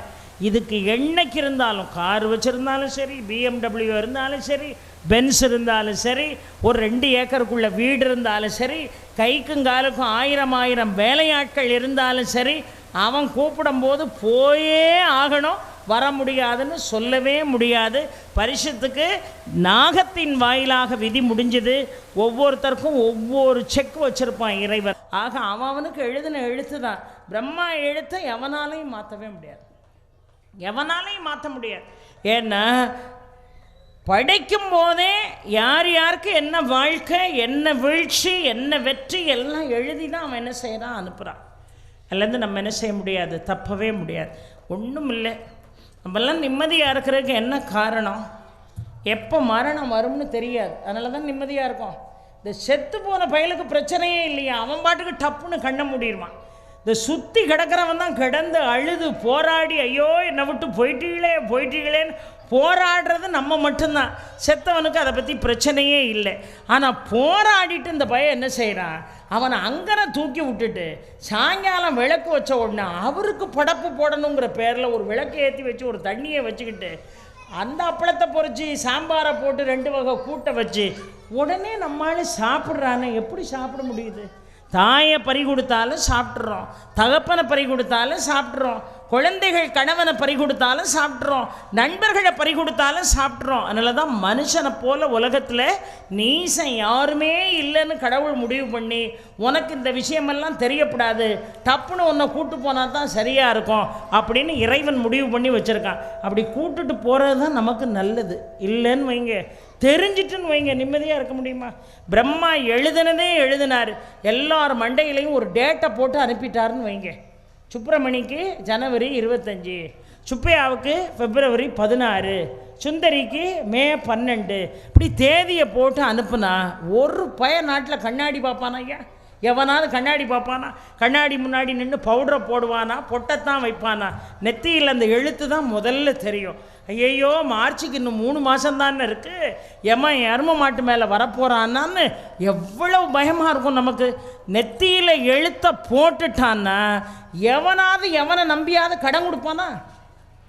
ஒரு வெத்தலை வாக்கு கடையில் போய் ஐயா 2 பழம் கடன் கொடுங்க நாளைக்கு தாரேன் அப்படின்னோன்னு முதல்ல நெத்தியை தான் பார்ப்பான். இந்த பையன் கொடுக்குறதுக்கு இருப்பான்னா அவன் நெத்தியை அவன் பார்த்துக்கிடுவான், நம்ம வாங்குறதுக்கு இருப்போமா? எவ்வளோ ஒரு சிக்கலான விஷயம் பாருங்கள். ஒன்றும் இல்லை. இன்னைக்கு தேதி என்ன? 11 தானே, டிசம்பர் 11. வாசுகி மனோகரனை கூப்பிடுவோம் அப்படின்னு நீங்கள் முடிவு பண்ணி நீங்கள் எல்லாம் புறப்பட்டு தூத்துக்குடி வரைக்கும் வந்து ஒரு பெரிய தாம்பாளத்தில் நல்ல ஆப்பிள், ஆரஞ்சு, நல்ல அருமையான மல்லிகைப்பூ, ஒரு 2 கிலோ ஸ்வீட்டு எல்லாம் வாங்கி வச்சு, அம்மா இந்தாங்க முன்பணம், எங்கள் ஊரில் ஒரு கும்பாபிஷேகம் நடக்கு, நீங்கள் பேச வந்துடணும் அப்படின்னு என்னை வரவேற்கும் போது ஒருவேளை எனக்கு தேதி டிசம்பர் 9ன்னு போட்டிருந்ததுன்னு வைங்க, அம்மா அட்வான்ஸை கொடுக்க போகிற நேரம் பக்கத்தில் இருந்து அந்த அம்மா கையை எட்டி பிடிக்கும். ஏய் நெத்தியை பார்த்தியா, அவசரப்பட்டு அட்வான்ஸை கொடுக்க போறியே, அந்த அம்மாவுக்கு டிசம்பர் 9ல் போட்டிருக்கு, 11ல் நம்ம ஊரில் கும்பாபிஷேகம், வேற ஆளை பார்ப்போம், கொண்டா தட்டை அப்படின்னு சொல்லுவீங்களா சொல்ல மாட்டீங்களா? ஒருத்தராலையும் வாழ்க்கையில் நிம்மதியாக இருக்கவே முடியாது. கடன் கொடுக்கறதுக்கு நீ இருப்பியா, வாங்குறதுக்கு நான் இருப்பேனான்னு. அதனால தான் இறைவன் அந்த சூக்ஷ்ம கயிறை மட்டும் தன்னுடைய கையில் வச்சுருந்தான். ஆனால் மரணம் வரப்போகுதுன்னு நமக்கெல்லாம் தெரியல. நம்மெல்லாம் கொடுத்து வைத்தவர்கள். மரணம் வரும்னு தெரியும், ஆனால் எப்போ வரும்னு நமக்கு தெரியாது. ஆனால் பரிஷித் மகாராஜாவுக்கு எவ்வளோ பெரிய கொடுமை. 7 நாட்கள் தான் உனக்கு வாழ்க்கை. 7வது நாள் அந்த குறிப்பிட்ட நாழிகைக்குள்ள தசகன் என்கின்ற நாகம் உன்னை தீண்டும் என்பது தெரிஞ்சு போச்சு. இப்போ அவன் மனநிலையை நீங்கள் கொஞ்சம் யோசித்து பாருங்கள். மனநிலையை கொஞ்சம் யோசிச்சு பாருங்கள். அவன் எவ்வளோ பதட்டமாக இருப்பான்னு கொஞ்சம் யோசிச்சு பாருங்கள். வாழ்க்கையில் எவ்வளோ சிக்கல்களை நம்ம சந்திக்கும். ரொம்ப அழகாக பட்டினத்தார் ஒரு பாட்டு எழுதுவார். ரத்தமும் வாழ்வும் அகத்து மட்டே, விழி அம்புழக மெத்திய மாதரும் வீதி மட்டே, விம்மி விம்மி இரு கைத்தலம் மேல் வைத்து அழும் மைந்தரும் சுடுகாடு மட்டே, பற்றி தொடரும் இருவினை புண்ணிய பாவம் மேனார். அது ரொம்ப அழகாக கவியரசு கண்ணதாசன் தான் அந்த தமிழையே எளிமைப்படுத்தி வீடு வரை உறவு, வீதி வரை மனைவி, காடு வரை பிள்ளை, கடைசி வரை யாரோன்னார். வீடு வரை தான் உறவு. அந்த வீட்டு வாசலில் நின்று அழலாம், இல்லைன்னா அந்த பல்லக்கு அது வரைக்கும் போகும், அது வரைக்கும் பின்னாடி போகலாம். பல்லக்கு திரும்பின அடுத்த நிமிஷம் அந்த அம்மா என்ன செஞ்சிடணும், வீட்டுக்கு வந்துடணும். அதை தாண்டி சுடுகாடு வரைக்கும் போகக்கூடாது. நம்முடைய முன்னோர்கள் எல்லாம் சில சாஸ்திர சம்பிரதாயங்கள் எல்லாம் சும்மா வைக்கல. சுடுகாடு வரைக்கும்லாம் நம்மள யாரும் போக மாட்டோம். ஆனால் இப்போல்லாம் ரொம்ப மாடர்ன் வேர்ல்டு. சுடுகாட்டு வரைக்குமே போய் என்ன செய்கிறோம், நிற்கிறோம். சுடுகாட்டு வரைக்கும் ஒரு நாளும் என்ன செய்ய மாட்டாங்க பெண்கள், ஒரு காலத்தில் போகவே மாட்டாங்க. எங்கள் ஊரில் ஒரு கிழவி சுடுகாடு வரைக்கும் ஓடிட்டு, எங்கள் வீட்டுக்கார் போயிட்டாரு, நானும் அங்கே தான் போய் விழுந்து சாக போகிறேன்னு சுடுகாடு வரைக்கும் ஓட, கூட 4 கிழவி சுடுகாடு வரைக்கும் ஓடிட்டா. ஓடி கையை பிடிச்சிக்கிட்டு, கிழவி வீட்டுக்கு வா, உலகத்தில் எல்லாரும் செத்தா, மற்றவன் உயிரையா விட்டுறான், வீட்டுக்கு வா வீட்டுக்கு வான்னு கூப்பிட்டா, முடியாது, நான் எங்கள் வீட்டுக்கார் கூட விழுந்து தான் சாவேன், எங்கள் வீட்டுக்கார் கூட விழுந்து தான் சாவன் போராட்டம் பண்ணிக்கிட்டு இருக்கு. எங்கள் ஊர் நாட்டாமல் பார்த்தாரு. இப்போ என்னங்கிற உங்கள் வீட்டுக்காரர் கூட உளுந்து சாவணும் அவ்வளோதானே, எல்லாம் கையை விடுங்க போய் உழு அப்படின்னார். நான் சும்மா ஒரு பேருக்கு சொன்னால் நீங்களே பிடிச்சி தள்ளிடுவீங்க போலன்னுச்சு. அதான் உலகம். வீடு வரை தான் உறவு, வீதி வரைக்கும் மனைவி, காடு வரை தான் பிள்ளை. அந்த கொள்ளி வைக்கிற ஸ்டைல்லே தெரிஞ்சிடும் அப்பன் சொத்தை வச்சுருக்கானா கடனை வச்சுருக்கானா. லாபகமாக கொள்ளி வச்சுக்கிட்டு கண்ணீர் விட்டான்னு வைங்க, அப்பனுக்கு நிறைய சொத்து இருக்குன்னு அர்த்தம். நறுக்குன்னு கொள்ளி வச்சான்னு வைங்க, அந்த வயலுக்கு நிறைய கடன் இருக்குன்னு அர்த்தம். அட பேதில் போவான், ஏகப்பட்ட கடனை வச்சு போயிட்டியே, நான் எப்படி இதிலிருந்து மீள்றதுன்னு கொள்ளி வச்சா நிம்மதியாவா வைப்பான்? கடைசி வரை யாரோன்னா கடைசி வரைக்கும் எவனும் நம்ம கூட வரமாட்டான். அம்மா நாளை காலையில் ஆர்எம்கேவி போகிறேன், என் கூட வாரிகளா ஜவுளி எடுக்கன்னு அம்மாட்ட கேட்கன்னு வைங்க, வாரம்மா உங்கள் கூட கதை பேசிக்கிட்டு காரில் நம்ம அப்படியே ஆர்எம்கேவி போயிட்டு போவோம். அம்மா நீங்கள் வாரிகளாம்மா, திருநெல்வேலி வாரிகளா, எங்கள் ஊர் நெல்லையப்புறம் தரிசனம் பண்ண, வாரம்மா 2 நாள் ஃப்ரீயாக தான் இருக்கேன், உங்கள் கூட வாரேன். வரீங்களா, எங்கள் வீட்டில் பெரிய விருந்து, நீங்களும் கலந்துக்கிட வாரிகளா? வாரேன், விருந்துக்கு வாரேன், கல்யாண வீடு வாரேன், சடங்கு வீடு வாரேன், புதுமனை புகுவிழா வாரேன், எல்லாத்துக்கும் வாரேம்மா. நாளை காலையில் 11 மணிக்கு மேலே போகிறேன், கொஞ்சம் கூட துணைக்கு வாரிகளான்னு எவன்கிட்டையாவது கேட்டு பாருங்க, ஒரு பயம் வரமாட்டாயோ. அங்கெல்லாம் தனியாக தாயா போகணும், அங்கெல்லாம் கூட்டமாக போக முடியாதும்பானே. அதுதான் உலகம். இந்த மரணம் தெரியாத வரைக்கும் நமக்கு பிரச்சனை இல்லை. ஆனால் பரீட்சித் மகாராஜாவுக்கு கொடுமையை பாருங்கள், மரணம் தெரிந்து போனது. மரணம் வரும்னு தெரிஞ்சா பரவாயில்ல, 7 நாளையில் செத்து போயிடுவோன்னு தெரிஞ்சு போச்சு. அப்போ நிம்மதி இல்லை. அந்த 7 நாளும் கிட்டத்தட்ட ஒரு 70,000 தடவை செத்துருப்பான். நான் பரிசுத்து ஒரு 70,000 தடவை செத்து பொழைச்சிருப்பான். அந்த சாக போகிறோங்கிறது உறுதியாக தெரிஞ்சுட்டு, இதுதான் நம்ம விதின்னு தெரிஞ்சுட்டு, நாம் செஞ்ச தப்புக்குரிய எதிர்வினை தான் இதுன்னு தெரிஞ்சு போச்சு. இப்போ என்ன செய்யலாம்னு யோசித்தான். மன நிம்மதி அலைபாய்ந்து கொண்டிருக்கக்கூடிய, அலக்கழிந்து கொண்டிருக்கக்கூடிய அந்த மனசுக்கு ஒரு நிம்மதி வரணும்னு நினைத்த பரீட்சித் மகாராஜா சுகபிரம்ம மகரிஷியை கூப்பிட்டு, அந்த சுகபிரம்ம மகரிஷியை உட்கார வச்சு ஸ்ரீமத் பாகவதத்தை சொல்ல வச்சு காதால கேட்டார். ஸ்ரீமத் பாகவதத்தை அவர் சொல்லிக்கிட்டே இருக்கார். யார்? சுகபிரம்ம மகரிஷி ஸ்ரீமத் பாகவதத்தை சொல்ல சொல்ல இந்த உடலை விட்டு இந்த உயிரை அனுப்ப பரீட்சித்து தயாராகி விட்டார். அது வரைக்கும் மனசு அலைபாய்ந்து கொண்டிருந்தது. ஆக ஒரு நல்ல விஷயத்தை காது கொடுத்து கேட்கும்போது, திரும்ப திரும்ப கேட்கும்போது, மரணம் சம்பவிக்க போகிறது என்கின்ற கொடிய பயம் மனசில் இருந்தால் கூட அதிலிருந்து பரீட்சித்து விடுபட்டான் என்று சொன்னால், ஸ்ரவணம் கேட்பதற்கு அவ்வளவு பெரிய மகத்துவம் இருக்கிறது. அதனால தான் நல்லா காது கொடுத்து கேட்கணும். நாங்கள் சில குழந்தைகளை பாருங்கள், வீட்டுக்கு வந்து பாடமே படிக்க மாட்டாங்க, புஸ்தகத்தை எடுத்து பாடமே படிக்க மாட்டான். ஆனால் கிளாஸில் டீச்சர் பாடம் நடத்தும் போது அங்கே இங்கேயும் திரும்பாமல் ஒரே நிலையில் அந்த பாடத்தை கேட்டு உள்வாங்கிட்டு பரீட்சை எழுதுவான். அவன் தான் நம்பர் 1 இருப்பான். சிலவன் வீட்டில் வந்து விடிய விடிய லைட்டை போட்டு டீயை போட்டு குடித்து படிப்பான், ஒரு படிப்பு மண்டையில் ஏறாது. அந்த கான்சன்ட்ரேஷன் என்பது ரொம்ப முக்கியமான ஒரு விஷயம். அதனால தான் ரொம்ப அழகாக ஸ்ரீமத் பாகவதத்தை சுகபிரம்ம மகரிஷி சொல்ல சொல்ல பரீட்சித் மகாராஜா கேட்டு மரணத்திற்கே தன்னை தயார் செய்தான். மரணம் சாதாரணமாக வந்தால் கூட பரவாயில்ல, இருக்கும்போது உயிர் போனால் பரவாயில்ல, தூங்கிக்கிட்டு இருக்கும்போது உயிர் போகும்னு எழுத்திருந்தா பரவாயில்ல, நாகம் புறப்பட்டு வந்து இந்த நாழிகைக்குள் உன்னை தீண்டப் போகிறது என்று தெரிந்தோம் அந்த மனதில் ஏற்பட்ட பயத்தையும் அச்சத்தையும் நீக்கியவனாக பரீட்சித் மகாராஜா இருந்தார்னு சொன்ன அதுக்கு காரணம் சுகபிரம்ம மகரிஷி போதித்த ஸ்ரீமத் பாகவதத்தை கேட்ட பிறகு இந்த உடல் என்பது அழிவுக்குரிய ஒன்றுதான், ஆன்மாவுக்கு என்றைக்குமே அழிவில்லை என்பதை உணர்ந்த பரீட்சித்தினுடைய மனம் சாந்தம் பெற்றது என்று சொன்னால் எதையும் காது கேட்கணும். அதுக்காகத்தானே இவ்வளோ பெரிய ஒரு சொற்பொழிவை ஏற்பாடு செய்திருக்கிறார்கள். ஒன்றுமில்லை பெரியோர்களே, வீட்டில் யாராவது நோய்வாய்ப்பட்டிருந்தார்கள் என்று சொன்னால், நோய்வாய்ப்பட்டிருந்தார்கள், அவர்களை ஒன்றும் செய்ய முடியல, ரொம்ப சிரமப்படுறாங்க, ரொம்ப கஷ்டப்படுறாங்க அப்படின்னு சொன்னால், அவர்களை படுத்திருக்கக்கூடிய அந்த அறையில் போய் உட்கார்ந்து கந்த குரு கவசம் பாடினால் சத்தியமாக சொல்கிறேன் அவர்களுக்கு மிகப்பெரிய ஒரு மறுவாழ்வு என்பது உண்டு. இதெல்லாம் செஞ்சு பார்க்கணும். செஞ்சு பார்க்காம இந்த காதில் வாங்கிட்டு இந்த காதில் என்ன செய்யக்கூடாது, விட்டுட்டு போயிடக்கூடாது. யாருக்கு உடல்நிலை சரியில்லை, அவன் ரொம்ப சீரியஸாக இருந்தாலும் சரி, அம்மா எங்கள் வீட்டில் இவருக்கு இன்ன பிரச்சனை இருக்குது, எங்கள் வீட்டில் இன்னாருக்கு இன்ன நோய் இருக்குது, யாருக்கு என்ன பிரச்சனை இருந்தாலும் இன்றைக்கி நான் சொல்லிட்டு போகிறேன், அதை மனசில் வச்சுக்கிட்டு நீங்கள் கந்த குரு கவசம் அவர்கள் காதில் விழுவது போல படிக்கணும். அந்த சத்தம் அவங்களுடைய காதில் விழுவது போல படிக்கணும். படிக்கக்கூடிய ஆற்றல் படைத்தவர்களாக இருந்தால் அவர்கள் கையிலே புத்தகத்தை கொடுத்து அந்த கந்தகுரு கவசத்தை படிக்க வைக்கணும். அப்படி படிக்க வைத்தால் நிச்சயமாக அந்த கொடிய நோயினுடைய கொடுமையிலிருந்து விடுபடுவதற்கு 100% என்ன இருக்குது, வாய்ப்பு இருக்குது. அதனால தான் பக்தியில் எது முதன்மையானது என்று 9 வகையான பக்தியை இரண்யகசிபுவிடம் அவனுடைய மகன் பிரகலாதன் சொல்கின்ற பொழுது முதல்ல பக்தியினுடைய நிலை ஸ்ரவணம் என்று சொன்னார். 2வது கீர்த்தனை, இறைவனை பாடு, இறைவனை பாடு. இப்போ ஐயப்பன் கோயிலில் பஜனெல்லாம் வைக்கிறாங்க இல்லையா, ஐயப்பனுக்கு மாலை போட்டு எல்லாரும் சபரிமலைக்கு போகிறாங்க. நீங்கள் 100 நாள் உட்கார்ந்து ஒரு மந்திரத்தை சொல்கிறதும் ஒன்று, அந்த பஜனையில் போய் ஒரு 10 நிமிஷம் உட்கார்ந்துருக்கிறதும் ஒன்று. அவங்கெல்லாம் பாடும்போது அந்த இசையோடு சேர்த்து பெரிய குரல் வளம் இருக்கணுங்கிற அவசியம் இல்லை, டிஎம் சௌந்தரராஜனாக இருக்கணும்னு அவசியம் இல்லை, பி சுஷிலாமாவாக இருக்கணும்னு அவசியம் இல்லை.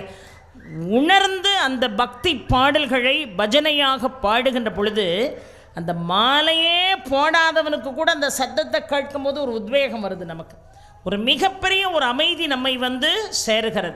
அப்போது அந்த கீர்த்தனை இறைவனை நோக்கி பாடுகின்ற பொழுது அந்த கீர்த்தனைக்கு அவ்வளோ பெரிய மகத்துவம் இருக்கிறது. அதனால தான் சடகோபர் பாடிய அந்த பாடல்களை எல்லாம் கேட்கின்ற பொழுது மனமானது அப்படியே என்ன செய்கிறது, உருகி போகிறது. அதனால தான் அருளாளர்கள் எல்லோரும் இறைவனை புகழ்ந்து பாடினார்கள் என்று பார்க்கிறோம். ரொம்ப அழகாக சுந்தரரை ஆட்கொண்ட சிவன், சுந்தரா என்னை பாடு என்று அதனால் தான் சொன்னார்.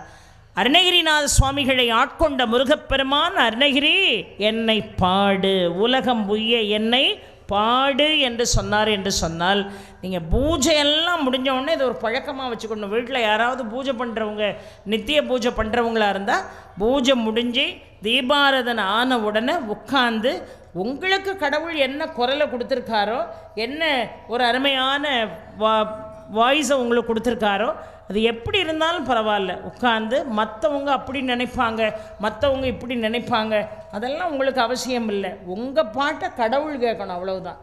உங்கள் பாட்டை வீட்டில் உள்ளவங்க கேட்குறாங்க, கேட்கலை. இறைவன் உங்களுடைய சப்தத்தை, கீர்த்தனை சப்தத்தை இறைவன் கேட்கணும். உட்கார்ந்து நீங்கள் இறைவனை மனதார பாடுங்கள். பாடினீர்கள் என்று சொன்னால் நம்முடைய துன்பங்கள் எல்லாம் என்ன செய்யும், பறந்தோடி விடும். முதல்ல பக்தியில் ஸ்ரவணம் சொன்னார்கள், 2வது கீர்த்தனம் என்று சொன்னார்கள், 3வது ஸ்மரணம் என்று சொன்னார்கள். இந்த ஸ்மரணம் என்று சொன்னால் இடையறாது இறைவனுடைய நாமத்தை நினைக்கிறது. சில பேர் பாருங்க, நின்றாலும் இருந்தாலும் கிடந்தாலும் நடந்தாலும் சாப்பிட்டாலும் என்ன காரியம் செஞ்சாலும் இறைவனை பற்றிய சிந்தனை நம்முடைய மனசில் இருந்துக்கிட்டே இருக்கும். அதுக்கு பேர் தான் ரொம்ப அழகாக ஸ்மரணம் என்று சொன்னார்கள். அந்த பக்தி யாருடைய பக்தி? பிரகலாதனுடைய பக்தி. பிரகலாதன் மிக அழகாக பக்தி செலுத்தினான். இறைவனுடைய நாமத்தை இடையராது சொன்னான். ஒரு காலகட்டத்தில் பகவான்கிட்டருந்து இவனை பிரிக்க முடியல அப்படிங்கிற நிலை அவனுடைய தந்தை இரணியனுக்கு ஏற்பட்ட போது, பெத்த பிள்ளைன்னு கூட பார்க்கல, கொடூரமான கொடுமைகளை எல்லாம் அந்த குழந்தைக்கு என்ன செய்தான், கொடூரத்துக்கு மேலே கொடூரம் செய்தான். தன்னுடைய தங்கை, அவள் பேர் தான் ஹோலின்னு பேர், அந்த ஹோலி என்கின்ற தங்கை, இரணியனுடைய தங்கையினுடைய மடியில் இந்த பிரகலாதனை உட்கார வச்சு அப்படியே நெருப்புக்குள்ளே இறக்கினான். தீயிலிருந்து தோன்றியவள் ஹோலி, அவளுடைய மடியில் உட்கார வச்சு பிரகலாதனை இறக்கினாலும் பிரகலாதன் எரியலை. காரணம், நாராயண நாமத்தை சொன்னதால் பிரகலாதனுக்கு சேதமில்லை. ஆனால் தீயாலே தன்னை எதுவும் செய்ய இயலாது என்கின்ற வரத்தை பெற்ற ஹோலி என்ன செஞ்சா, நெருப்போடு நெருப்பாக எரிந்து போனாள் என்று பார்க்கிறோம். நாகத்தை தீண்டி பல வகையான நாகங்களை பிரகலாதன் இருக்கக்கூடிய அறைக்குள்ளே தகப்பன் அனுப்பினா. அப்பமும் நாராயணாங்கிற நாமத்திலிருந்து அவன் வெளியே வரவே இல்லை. நாராயணா நாராயணா நாராயணான்னு 24 மணி நேரமும் நாராயணனுடைய நாமத்தை சொன்னார். இப்படி சொல்லும்போது ஒரு நாள் கேட்டார், நாராயணா நாராயணான்னு கூப்பிடுறியே, உன் நாராயணன் எங்கே இருக்கான் அப்படின்னு கேட்ட உடனே பிரகலாதன் சொன்னார், அவர் தூணிலும் இருக்கிறார், துரும்பிலும் இருக்கிறார். ஏன் அந்த அரண்மனையில் உள்ள அத்தனை தூண்களையும் போய் கோவத்தோட ஒவ்வொன்றையாக இரணியகசிப்பு தட்டி, உன் சாமி இதுக்குள்ள இருக்கிறானா, உன் நாராயணன் இதுக்குள்ள இருக்கிறானா, உன் நாராயணன் இந்த தூண்ல இருக்கிறானான்னு அந்த தூணை பூரா வெறி வந்தது போல ஓங்கி ஓங்கி அடிச்சு கடைசியா நிறைவா ஒரு தூணை கையை காட்டி, இந்த தூணுக்குள்ள இருந்து உன் நாராயணன் வருவானா அப்படின்னு கேட்டார். சலனமே இல்லாமல் பிரகலாதன் சொன்னான், என் நாராயணன் வருவான் என்று சொன்னான். என் நாராயணன் வருவான் என்று சொல்லி ரொம்ப அழகா நாராயணா ஓம் நமோ நாராயணா என்று அழைத்தவுடன் தூணை பிளந்து கொண்டு மிக அழகாக நரசிம்மமூர்த்தி வழியே வந்தார் என்று பார்க்கிறோம். அதுக்கு சமஸ்கிருதத்தில் ஒரு மந்திரம் நான் நிறைய மேடைகளில் சொல்லியிருக்கேன். யஷ்ப அபவத் பக்தஜன ஆர்த்திகந்து மித்ருத்வம் அந்நேஷ விசாரிய தூர்ணம் ஸ்தம்பே அவதாரதம் அனன்ய லப்யம் லக்ஷ்மி நரசிம்ஹம் சரணம் பிரபத்தியேன்னு ஒரு மந்திரம். அந்த மந்திரத்தினுடைய தமிழாக்க என்ன தெரியுமா? அப்பா, ஒவ்வொரு பக்தர்களையும் நான் காப்பாற்றுறதுக்கு யாரோ ஒரு பெண்ணினுடைய கருவறையை தேர்வு செய்துதா நான் பிறந்து இந்த மண்ணுக்கு வந்து அதர்மங்களை அழிப்பதற்காக புறப்பட்டு வந்தேன். ஆனால் உன்னை உங்கள் அப்பா படுத்தின கொடுமை சாதாரணமான கொடுமை அல்லவே. உன்னை படாத பாடுபடுத்திட்டாரே. 10 மாதம் ஒரு தாயினுடைய கருவறைக்குள்ளே நான் அவதாரம் செய்து இந்த மண்ணுக்கு வந்த பிறகு உன்னை காப்பாற்றணும்னா இன்னும் 10 மாதம் கிடந்து நீ கஷ்டப்படணுமேப்பா. அதனால நான் எந்த தாயினுடைய கருவறையும் இந்த அவதாரத்தில் நான் தேர்ந்தெடுக்கப் போவது இல்லை என்று சொல்லி தூணை பிளந்து கொண்டு, ஏன்னா இந்த துன்பத்தை இன்னும் 10 மாதம் தாங்குகிற சக்தி உனக்கு இருக்குமா? இருக்காது. ஆனால் நான் உடனடியாக வருகிறேன் என்று தூணை பிளந்து கொண்டு நரசிம்மமூர்த்தியாக வந்து பிரகலாதனை பகவான் காப்பாற்றினார் என்று சொன்னால் மிக அருமையாக அந்த ஸ்மரணத்திற்கு அத்தனை பெரிய சக்தி இருக்கிறது. ஸ்ரவணம் என்பது கேட்டல், கீர்த்தனம் என்பது பாடுதல், ஸ்மரணம் என்பது இறைவனுடைய நாமத்தை மட்டுமல்ல இறைவனையே நினைத்து கொண்டிருப்பது. இருமுடிதாங்கி ஒரு மனதாகி குருவெனவே வந்தோ இருவினை தீர்க்கும் யமனையும் வெல்லும் திருவடியை காண வந்தோ.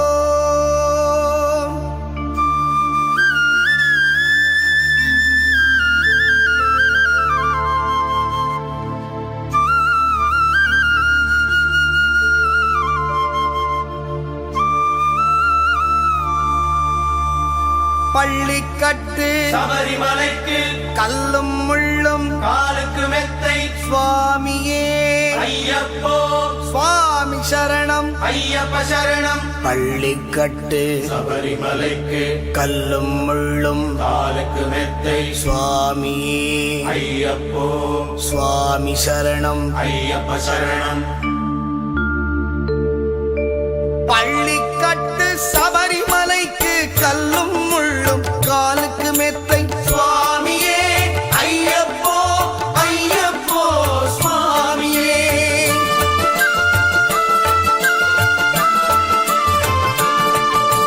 பள்ளிக்கட்டு சபரிமலைக்கு கல்லும் முள்ளும் காலுக்கு மெத்தை சுவாமியே ஐயப்போ ஐயப்போ சுவாமியே. நெய் அபிஷேகம் சுவாமிக்கே, கற்பூர தீபம் சுவாமிக்கே, ஐயப்பன்மார்களும் கூறிக்கொண்டு ஐயனை நாடி சென்றிடுவார், சபரிமலைக்கு சென்றிடுவார் சுவாமியே ஐயப்போ ஐயப்போ சுவாமியே. சுவாமியே ஐயப்போ ஐயப்போ சுவாமியே.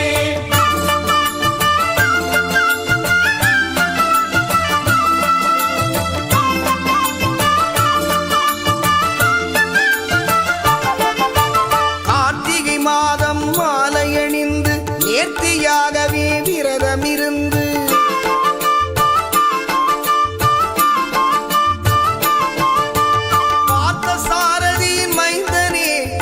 பார்க்க வேண்டிய தவம் இருந்து பார்த்தசாரதியின் மைந்தனே உன்னை பார்க்க வேண்டிய தவம் இருந்து இருமுடி எடுத்து எருமேலி வந்து ஒரு மனதாகி வேட்டை துள்ளி அருமை நண்பனாம் பாவரை தொழுது ஐயனின் அருள்மலை ஏறிடுவார் சுவாமியே ஐயப்போ ஐயப்போ சுவாமியே சுவாமியே ஐயப்போ ஐயப்போ சுவாமியே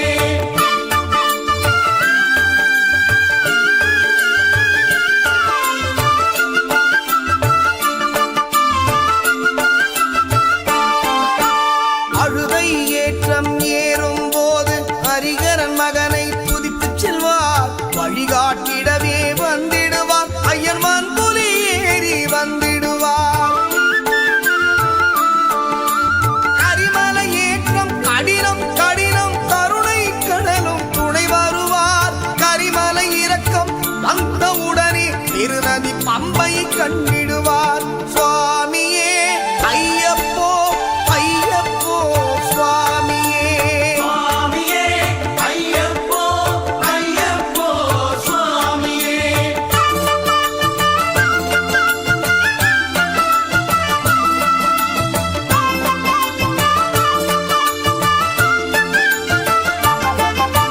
கங்கை நதி போல் புண்ணிய நதியாம் பம்பையில் நீராடி சங்கரன் மகனை கும்பிடுவார் சஞ்சலமின்றி ஏறிடுவார்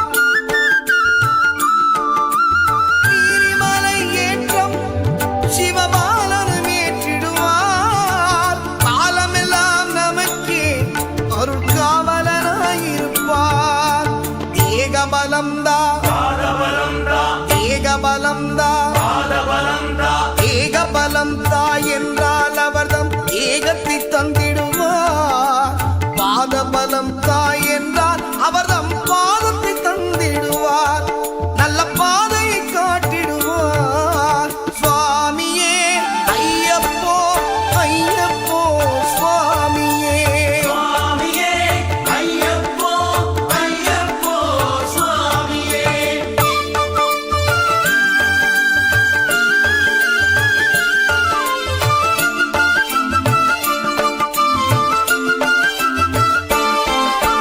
சபரி பீடமே வந்திடுவார் சபரி அன்னையை பணிந்திடுவார்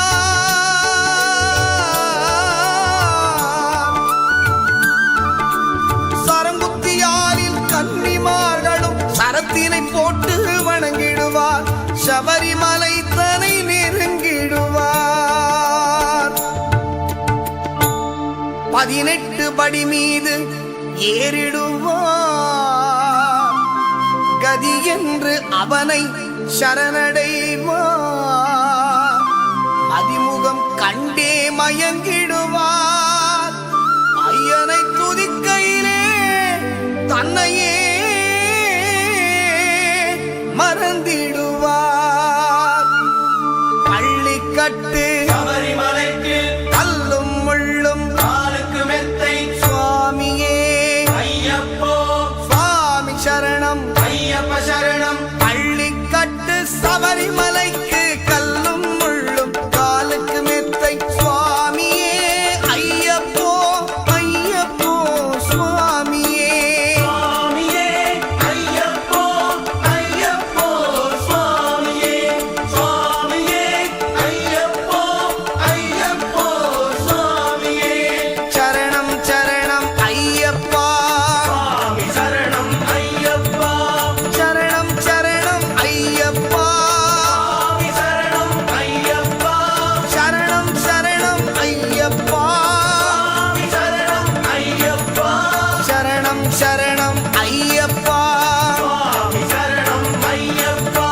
சரணம் சரணம் ஐயப்பா சுவாமி சரணம் ஐயப்பா சரணம் சரணம் ஐயப்பா சுவாமி சரணம் ஐயப்பா ராஜாத்தி குங்குமம் தொட்டால் ஒட்டிக்கொள்ளும் தன்மை நெற்றியில் இட்டால் புண்ணாகாது உண்மை. பல வண்ண கலர்களின் பெருமை இதுதான் ராஜாத்தி குங்குமத்தின் மகிமை. ராஜாத்தி குங்குமம் வைத்தால் அதிர்ஷ்டம் உங்களை தேடி வரும். 30 ஆண்டுகளாக மக்களின் நன்மதிப்பையும் பாராட்டுகளையும் பெற்றது. பெண்களின் அழகுக்கு அழகு சேர்ப்பது ராஜாத்தி குங்குமம். தமிழகமெங்கும் அனைத்து கடைகளிலும் கிடைக்கும். For trading enquiry